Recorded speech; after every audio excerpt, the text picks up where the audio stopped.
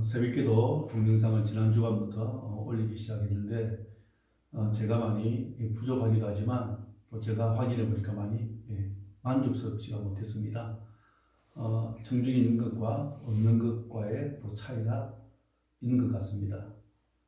최대한 좀 더 발전할 수 있을 것이라 또 기대하면서 동영상을 통해서라도 여러분에게 힘이 되고 도움이 되었으면 좋겠습니다. 자, 오늘 본문은 베드로전서 1장 3절에서 7절까지 말씀입니다. 말씀을 읽고 설교하도록 하겠습니다. 베드로전서 1장 3절에서 7절까지입니다. 우리 주 예수 그리스도의 아버지 하나님을 찬송하리로다.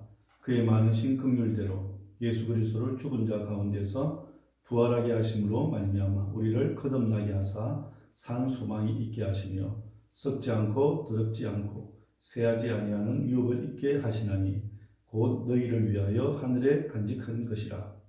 너희는 말세에 나타내기로 예비하신 구원을 얻기 위하여 믿음으로 말미암아 하나님의 능력으로 보호하심을 받았느니라.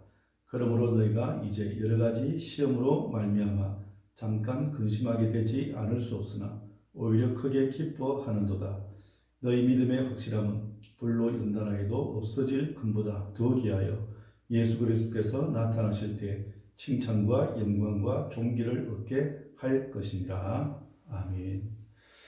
산소망이라는 제목으로 말씀을 나누도록 하겠습니다. 독일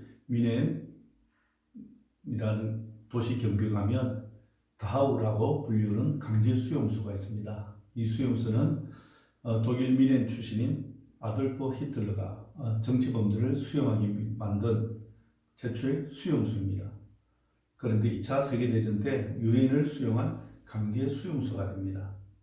1945년 2차 세계대전이 끝나고 수용소의 포로들이 해방될 때까지 약 12년 동안 20만 명의 사람들을 수용했던 곳인데 그 20만 명의 포로 가운데 약 3만 5천 명의 사람이 굶어 죽거나 또 살해되거나 아니면 인체 실험용으로 희생되었다고 합니다. 그렇게 희생된 사람들의 대부분이 유대인들이었다고 합니다. 그런데 그 수용소에는 유대인들이 처참하게 죽어가면서 부른 노래가 오늘까지 남아있다고 합니다. 이런 가사의 노래였습니다.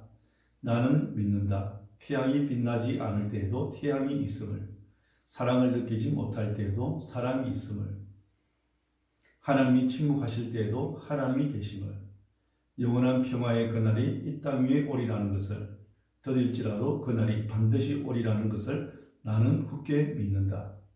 여러분, 이 노래는 포로 수용소에서 부른 노래입니다. 언제 죽을지 모르는 불안과 두려움 가운데 부른 희망의 노래였습니다. 어쩌면 이런 희망이 있었기에 죽음의 수용소에서 견딜 수 있었는지 모릅니다. 수많은 사람들이 죽어가는 그 상황에서 평화의 날이 올 것을, 드디어 올지라도 반드시 오리라는 것을 믿는 희망이 없었다면 아마도 그 많은 사람들이 절망 가운데 죽음을 맞이했을 겁니다. 하지만 죽음의 골짜기에서도 희망을 노래하고 그 희망을 기다릴 줄 알았기에 그들은 결국 그 희망을 맛볼 수가 있었습니다. 요즘 코로나19로 인해서 힘들고 어려울 때일수록 우리가 희망을 잃지 않는 자세가 아주 중요합니다. 왜 그렇습니까? 희망은 절망을 딛고 다시 일어설 수 있는 힘을 공급해 주기 때문입니다. 그러기에 희망을 갖는다는 것은 참으로 중요합니다. 여러분이 아시는 것처럼 우리나라는 OECD 국가 가운데 자살률 1위를 달리고 있습니다. 왜 많은 사람들이 죽음이라는 극단적인 선택을 할까요? 돈을 잃었거나 명예를 잃었어가 아닙니다. 내일에 대한 희망이 사라질 때 인간은 극단적인 선택을 한다고 합니다. 실존주의자 키에로케고르는 절망이란 자기의 상실이며 하나님과의 관계의 상실이라고 말을 했습니다. 우리가 어려움 속에서도 절망이 이르는 이유가 하나님을 바라보지 못하기 때문입니다. 자신의 힘과 노력으로 문제를 해결하려고 하면 인간은 결국 절망할 수밖에 없습니다. 힘들 때일수록 우리가 희망, 소망을 잃어버리지 않는 것이 중요합니다. 자, 오늘 본문에 보면 소망의 중요성을 알 수가 있습니다. 초대교회 그리스도인들은 소망으로 그 극심한 핍박과 어려움을 견딜 수 있었습니다. AD 64년 로마의 중심가에 대형 화재가 발생했습니다. 로마시의 절반을 태워버린 대형 화재였습니다. 악독하기로 유명한 네로 황제가 저지른 불이었습니다. 네로 황제는 불타는 로마시를 바라보면서 춤을 추고 노래를 불렀다고 합니다.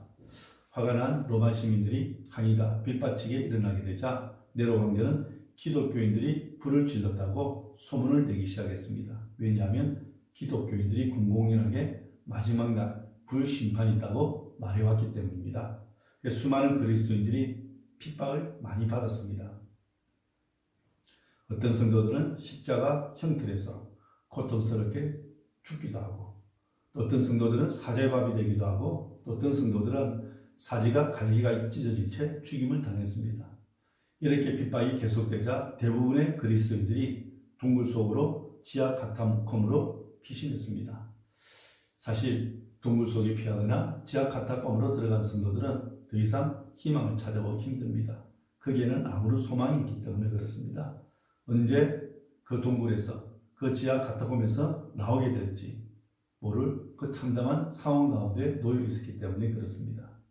여러분, 언제 끌려갈지 모르는 절박한 상황 가운데서도 성도들이 얼마나 고통 가운데 있었겠습니까? 사도 베드로는 장차 다가올 환난과 핍박을 대비해서 소망의 편지를 쓰고 있습니다. 오늘 3절에 보시면 우리 주 예수 그리스도의 아버지 하나님을 찬송하리로다. 그의 많으신 긍휼대로 예수 그리스도를 죽은 자 가운데서 부활하게 하심으로 말미암아 우리를 거듭나게 하사 산 소망이 있게 하시며 라고 말씀합니다.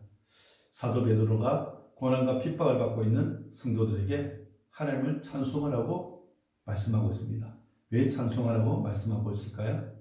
고난받는 성도들에게, 핍박받고 있는 성도들에게 하나님이 산 소망을 주셨기 때문입니다. 여기서 우리가 놓쳐서는 안 될 중요한 단어가 있습니다. 산 소망이라는 단어입니다. 이 산 소망이라는 단어는 구원을 뜻하고 있습니다. 9절에 보면 믿음의 결국 곧 영혼의 구원을 의미하고 있습니다. 그리고 4절에 보면 구원은 썩지 않고 더럽지 않고 쇠하지 아니하는 기업이라 그렇게 말하고 있습니다. 이것이 바로 산소망의 특징이라 할 수 있습니다. 산소망은 우리 성도들이 이 땅에서의 기업과 대조를 이루고 있는 말씀입니다. 여러분, 이 땅에서의 기업은 악한 자들에 의해서 빼앗기기도 하고 약탈당할 수도 있습니다. 땅에서의 기업은 더럽혀지고 쇠하여질 수 있습니다. 그래서 망할 수 있습니다. 하지만 하늘의 기업은 영원합니다. 어느 누구에게 빼앗기거나 약탈당하지 않습니다. 그래서 예수님을 통해서 주시는 구원, 하늘의 기업은 우리에게 산 소망이 된다는 말씀입니다. 그런데 여기서 구원을 산 소망이라고 말하는 데는 특별한 의미가 있습니다. 구원은 영원한 소망이기 때문에 그렇습니다. 썩어질 소망이 아니라 썩지 아니할 영광스러운 소망이기 때문에 그렇습니다. 뿐만 아닙니다. 산 소망은 고난 가운데서도 우리의 믿음을 건강하게 만들어주기 때문에 그렇습니다. 이렇게 우리의 믿음을 건강하게 만들어주신 분이 바로 하나님이세요. 짧은 인생을 영원한 인생으로 바꿔주시고 헛되고 헛된 인생을 영광스러운 인생으로 바꿔주신 분이 하나님이시기 때문에 그렇습니다. 그래서 그 하나님이 우리에게 소망이 되시는 거예요. 사도 베드로는 모든 희망을 상실한 채 지하 카타콤 동굴 속에 살고 있는 성도들에게 우리에게는 구원의 영원한 소망이 있으니 힘을 내라고 격려하고 위로하고 있습니다. 그런데 여러분, 이 말씀은 당시 핍박을 피해서 아무런 소용없이 살아가는 초대교회 성도들에게만 해당되는 말씀이 아닙니다. 오늘 힘들고 어려운 삶을 살아가고 있는 우리 모든 성도들에게도 해당되는 말씀입니다. 지금 현재 내 삶이 아무리 힘들고 어려워도 산 소망을 가지라고 우리에게 격려하고 있습니다. 이 땅의 소망을 가지라는 말이 아니고 부를 주시는 하나님께 소망을 가지라고 말씀하고 있는 겁니다. 그렇다면 여러분, 사도 베드로가 무엇을 근거로 산 소망을 가져야 된다고 말씀하고 있을까요? 첫 번째는 거듭난 사람이기 때문에 그렇습니다. 3절 하반절에 보면 우리를 거듭나게 하사 산 소망이 있게 하시며 라고 말씀합니다. 여러분, 우리에게 언제부터 산 소망이 있게 되었을까요? 우리가 바로 거듭나는 순간입니다. 예수 그리스도를 믿음으로 말미암아 거듭나는 순간에 우리가 산 소망을 갖게 된 거예요. 원래 우리가 이 세상에 태어날 때 어떤 상태로 태어납니까? 죄인으로 태어납니다. 시편 51편 5절에 보면 다윗이 이런 고백을 합니다. 내가 제약 중에서 출생하였으며 어머니가 제 중에서 나를 잉태하였나이다. 그렇게 말해요. 제 중에서 출생했다고 말씀하고 있습니다. 제 삭은 사망이라 그렇게 말씀합니다. 죄에 대한 대가는 죽음이라는 거예요. 우리 인간은 소망 없이 태어납니다. 무슨 말입니까? 우리의 인생은 별 볼 일 없는 인생이라는 그런 말씀입니다. 우리가 예수 그리스도를 믿음으로 말미암아 거듭나는 순간에 우리의 인생이 어떤 인생이 되었습니까? 소망이 있는 인생이 된 거예요. 예수 그리스도를 만나서 예수 그리스도를 믿음으로 영접하게 되면 절망스러운 인간이 소망을 가진 인간으로 거듭난다는 것을 여러분 기억하셔야 됩니다. 그래서 시편 39편 7절을 보면 다윗이 이런 고백을 합니다. 주여 이제 내가 무엇을 바라리요 나의 소망은 주께 있나이다. 그렇게 말합니다. 여러분 우리의 인생의 소망은 오직 주님께 있습니다. 세상의 권력이나 물질이나 명예나 인기 있는 것이 아닙니다. 우리 인생의 소망은 오직 주님께로부터 온다는 걸 기억하셔야 됩니다. 시편 62편 5절에 보면 다윗이 이런 고백을 합니다. 나의 영혼아 잠잠히 하나님만 바라라. 무릇 나의 소망이 그로부터 나오는도다. 그렇게 말씀해요. 우리의 소망은 하나님께로부터 온다고 말씀하고 있습니다. 혹시 절망 가운데 힘들어서 하루하루를 살아가고 계신 분들이 있습니까? 다윗처럼 소망의 근원이신 주님만 바라보기를 축원합니다. 주님을 바라보면 절망의 사람도 소망의 사람으로 변화될 수 있습니다.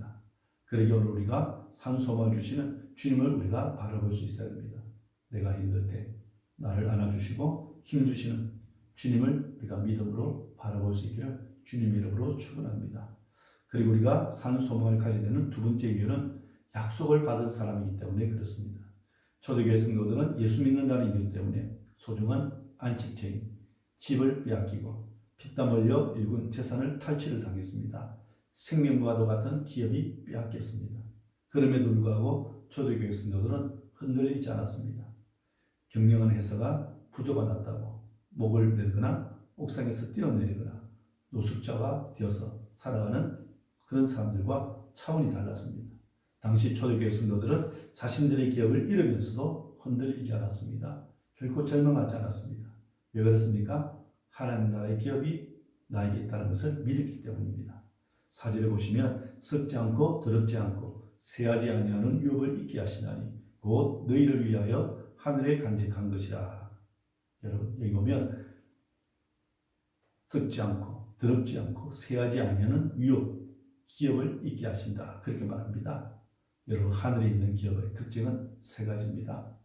썩지 아니하는 기업, 다시 말하면 영원한 기업, 그리고 두 번째는 더럽히지 않는 기업, 거룩한 기업이라고 말씀합니다. 그리고 세 번째는 새하지 않는 기업, 망하지 않는 기업이라는 이야기예요. 하나님께서 이러한 기업을 어디에 두셨어요? 하늘에 두셨다고 말씀하고 있습니다. 그런데 누구를 위해서 주셨을까요? 너희를 위하여 하늘에 간직한 것이라 그렇게 말합니다. 다시 말하면 우리 성도들을 위해서 그렇게 준비해 두셨다는 말씀입니다. 하나님께서 예수 믿는 저와 여러분을 위해서 썩지 아니하는 기업, 망하지 않는 기업, 새하지 않는 영원한 기업을 준비해 두신 줄 믿습니다. 오늘 우리가 붙들고 있는 세상의 기업은 코로나를 만나서 힘들 수 있고 망할 수 있습니다. 하지만 하나님이 우리를 위해서 준비해 두신 하늘의 기업은 썩지 않고 망하지 않고 영원한 줄 믿으시기를 축원합니다. 오늘 우리가 이렇게 확실한 보장을 받은 사람이기 때문에 어떤 절망과 어려움 가운데서도 흔들리지 않고 산 소망을 가지고 살아가야 됩니다. 그리고 세 번째로 산 소망을 우리가 가져야 되는 이유는 고난도 유익되기 때문에 그렇습니다. 여러분 우리가 이 땅을 살아가는 동안 크고 작은 여러 가지 시험들을 만나고 있습니다. 이 시험 앞에 예수 믿는 우리 성도들도 때로는 염려, 근심할 때가 있습니다. 여러분 인간이라면 염려와 근심이 없는 사람 누가 있겠습니까? 목사님 저도 염려하고 근심할 때가 있습니다. 연약한 사람이기 때문에 어려운 일을 만나면 염려하고 근심하게 되어 있습니다. 그런데 여러분 6절에 보시면 이렇게 말씀합니다. 너희가 이제 여러 가지 시험으로 말미암아 잠깐 근심한다. 그렇게 말씀하고 있습니다. 여러분 근심을 해도 얼마 동안 한다고요? 잠깐 한다고 말씀합니다. 믿는 성도들은 잠깐 동안 근심하지만 마지막은 어떻게 한다고요? 오히려 기뻐한다고 말씀해요. 6절 하반절에 보면 오히려 기뻐하도다. 그렇게 말씀합니다. 왜 오히려 기뻐한다고 말씀할까요? 바로 고난과 시련을 통해서 우리를 유익하게 하기 때문에 그렇습니다. 우리의 영혼이 유익해지기 때문에 그렇다는 거예요. 그래서 오히려 기뻐한다고 고백을 하고 있습니다.